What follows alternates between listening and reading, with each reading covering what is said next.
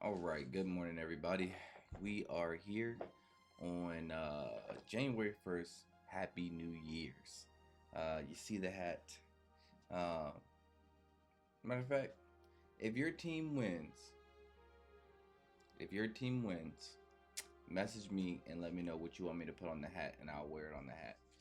Uh, but that's only if your team wins and I don't pick your team to win.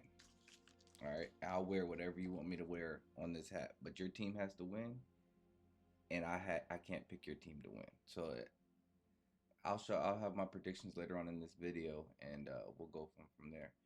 But if you're new here, my name is Chris. We're going to be doing these videos every single day. Um, but welcome to the channel. All right, so we're going over last night's game first, and then I'm gonna give my predictions for all of today's games.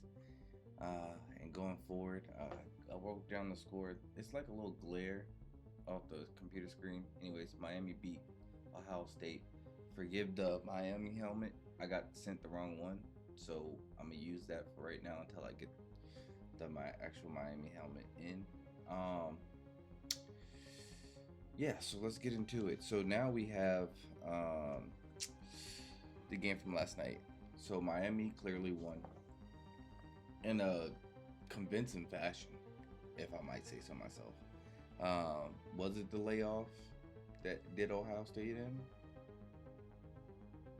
Was it because they weren't really tested? But once at the very beginning and once, 3 weeks ago?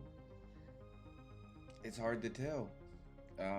They didn't let Oregon use that excuse last year when they came in and whooped Oregon's ass.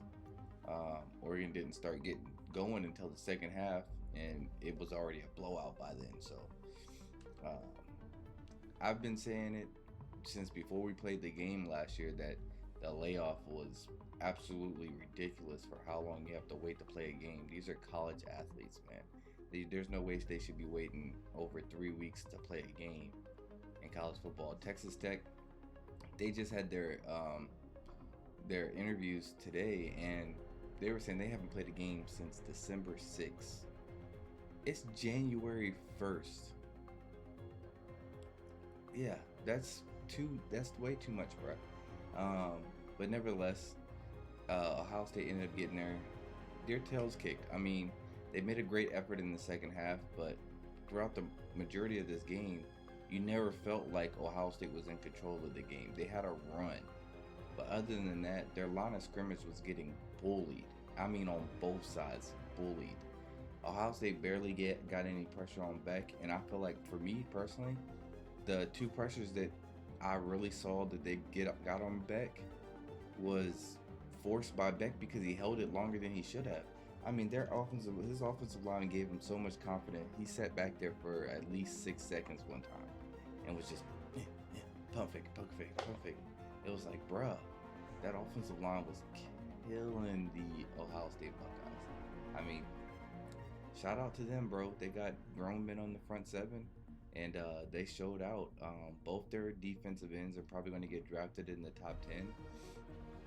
Mesidor and Bain, dogs. I mean, their defensive line isn't built like a typical defensive line where they have these giant nose tackles. These dudes they have physical, athletic freaks amongst their defensive line, and their safeties and corners they fly around just as much. It was a very impressive game by them.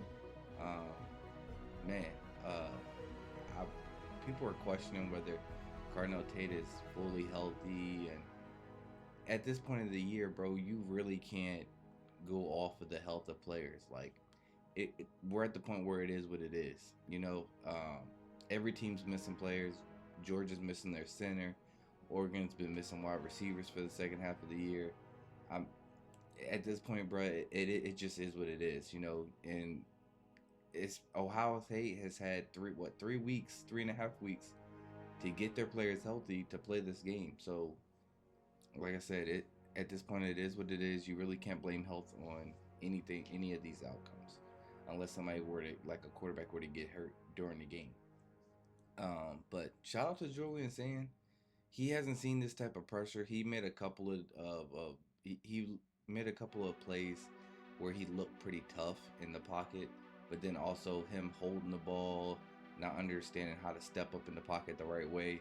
You could really tell, he's super inexperienced when it comes to this, and this will definitely benefit him in the future. Jeremiah Smith, that man should be in the NFL. Like, he's not even fair. Like, it does not make sense how open he gets and how easily he gets open, regardless of the coverage. There was 3 men on him, wide open.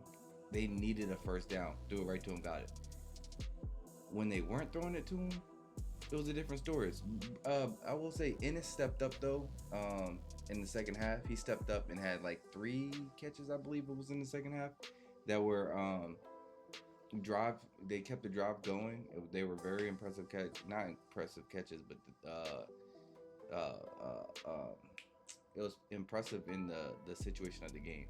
And but other than that, there's not really too many more takeaways you can take from the Ohio State game. Their defense really didn't stick out, other than Igbinosa, which he always sticks out because he's a super physical corner. You're gonna have to match his physicality regardless of his stature. His stature does not equate to the level of physicality that he plays with. But other than him, maybe not too many players stood out. Like Caleb Downs, you barely heard his name. Arvell Reese, he had a couple of good plays. He had that one great tackle for loss. Sonny Style had a great tackle for loss. But it was like their tackles for loss were maybe like 5 in the game. I wrote it down. I'll get to the stats here in a little bit.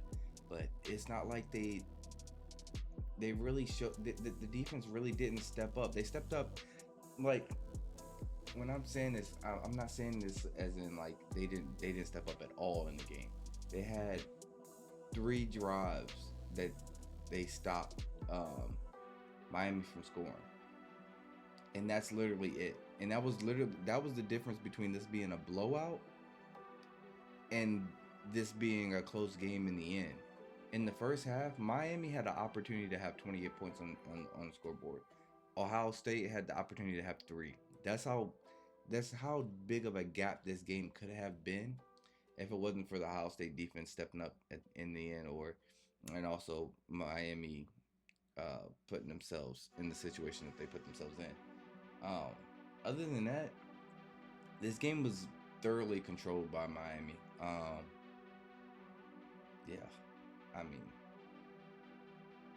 what can you say? Like, Miami was so close for not making it into the playoffs, and yet they make it in the playoffs, and now they've got a win over Texas A&M and a win over Alabama.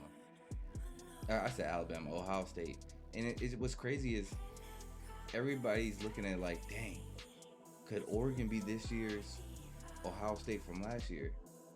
Man, I'm thinking, could Miami be this year's Ohio State from last year, the way that they're playing? But at the same time, I have been saying it all year that Texas A&M was the most overrated team. I also been saying I never trusted Ohio State's offense. Like, even though Ohio State's defense bent a lot in this game, their offense is what I never trusted, me personally. I felt like the way that they would win these games, the level of talent wasn't equal to the performance that they were putting on the field, as far as thoroughly dominating and winning these games in blowout fashion. I don't believe that they were putting up that. They didn't have the killer mentality that they had in years past, to me personally. And it seemed to have played out in this game, which, hey, shout out to Miami again for shutting that down. But I never felt like those 2 teams were. I never felt like Ohio State was going to win it all this year, and I never felt like Texas A&M belonged even in the same stage. It just benefited from a certain situation. Like, everybody should have known that Texas A&M shouldn't have been in this when South Carolina went up 33-3 at the halftime, and somehow blew that game. It's just insane to me. And I will reiterate once again, Throw the ball deep to Jeremiah Smith. Now, the only game that I've gotten wrong so far in the playoffs has been this game. Uh, I did have Ohio State winning this game. Um, Before the game, though, I had changed my pick, but since it was right before the game, I'm keeping it like I'm a man of my word. So, but before the game, I did change my pick. I was like, bro, I'm taking Miami to win this game. Something just doesn't feel right, and I should have stuck with that gut feeling from the beginning, and I didn't. I said Ohio State was gonna win in the beginning, so I had to stick with it, and that's an L for me. Um, but going forward, I'm sticking with my gut. Forget it, bro. My gut's generally right. I get a lot of these suckers right. Um, I get a lot of them wrong too. So, all right, let's get into the stats. What do we have here? All right, so the I'm just gonna go through a few things as to point out the reason why I believe that Miami won and Ohio State lost. Number one, I think Julian Sayin threw the ball way too many times. I just feel like Ohio State put him in a position to where he had to really throw this ball the entirety of the game. Like I never felt, other than two, maybe three carries, that Bo Jackson really had anything going on the ground. I never believed that their offensive line was able to control the game, and you could see the pressure that Ohio State was under by being down. Like that's not a place that Ryan Day has been all year, let alone the fact that he's calling plays again. Nah. See, yeah, I don't know if y'all remember, but there was a big controversy 2 years ago when everybody kept calling him out for calling plays, calling plays. They don't like that. They don't like that, and they basically forced him into giving up the play calling duties. And now he's back to calling plays. Granted, he said he was taking the pressure off of Brian Hartline. So my question: what is Brian Hartline doing there then? What I'm just curious. What is he doing? Being an advisor? Like, let the man call plays, bro. He's been calling plays all year. I just thought that was crazy to me. I didn't like that. But I guess we're gonna see the reverse effect of that with Oregon and Ohio State, or Oregon and Texas Tech playing, because Oregon's losing both their coordinators and they're both gonna be calling plays. So we're gonna see how that works out. Um, I'll go back to Dan Lanning. Dan Lanning, when he was at Georgia, when they won the national championship, he was already the Oregon head coach and he was still calling plays. So I don't know. I don't understand having him still be there and not letting him call plays, saying that you're trying to take the pressure off of him. So, but anyways, Julian Sand threw the ball way too many times. 22 of 35 for 287 yards. Yes, it sounds like a crap ton of yards, but let's take the Jeremiah effective out of it. Right? Remember the deep ball to Jeremiah Smith? The deep in, or the deep dig, the 14-yard to the stick comeback. These miraculous plays by the sideline, turn your full body and catch it. Yeah. Well, granted, like I'm not trying to take these yards from Julian Sand. I'm just saying that outside of those situations, he's basically forced to throw the ball because of the situation that they were in. So I don't believe that they put him in the right position to win this game. His QBR was 70.4. And then if you switch over to Beck, he had only had 138 passing yards. Like I knew it was low, but I didn't know it was that low. 138, 19 of 26. That means Julian Sand almost completed more passes than Beck threw for. That I mean, come on, bro. Jeremiah Smith had more receiving yards than Carson Beck threw. Jeez, but that's the thing. Carson Beck's QBR was 95.1. He was making insanely good decisions for Carson Beck. Like, I don't know how long y'all been watching Carson Beck, but Carson Beck has not been this type of dude in this type of stage. Everybody, I'm telling you, everybody, regardless of what you say, all of y'all were waiting for him to throw an interception. I was. We all were. waiting for him to throw an interception, and he did not. He threw a touchdown.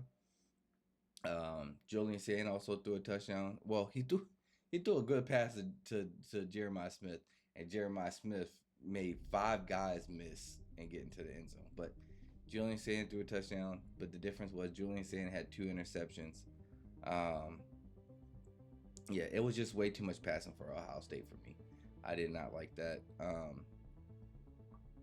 We can go to rushing yards. I'm not even going to bring up Julian Sand's negative a million yards. But if you go to rushing yards, Miami 153, 4.1 a carry. Ohio State 45, 1.9 yards of carry. This is the second worst playoff performance this year so far as running since Alabama's rushing. Was it Alabama or who was it? Oh no, that was Alabama in the championship game, wasn't it? They had negative some yards. But nevertheless, this is since the championship game, as far as the top teams go, I think I've only seen Alabama so far this year, and since the championship weekend, have worse rushing yardage. Like 45 total yards, 1.5 a carry is horrendous. You can take the sack numbers out of there, and it's still like 60, 70 yards. That's pedestrian, dog. You're not really doing anything on the ground. I mean, that really pretty much tells you the story of the game. You couldn't keep drives going. I think they had like 9 total possessions. I mean, this game went by like nothing. Defensive wise, Miami's defense dominated this game, and Miami's defense dominated this game, bro. Miami's defense had 5 sacks, 7 tackles for loss, and 2 interceptions. Ohio State, 2 sacks, 4 tackles for loss. That's it. I mean, the stats, they don't even tell the full story of the game, to be honest with you. This game was thoroughly dominated. So, Ohio State is on an early tour home. Ryan Day gets to start his little vacation. Not just messing with you, Ryan Day. He's not going on vacation. They got to worry about the whole season starting over and transfer portal and all this good stuff. He gets to get early start on all that.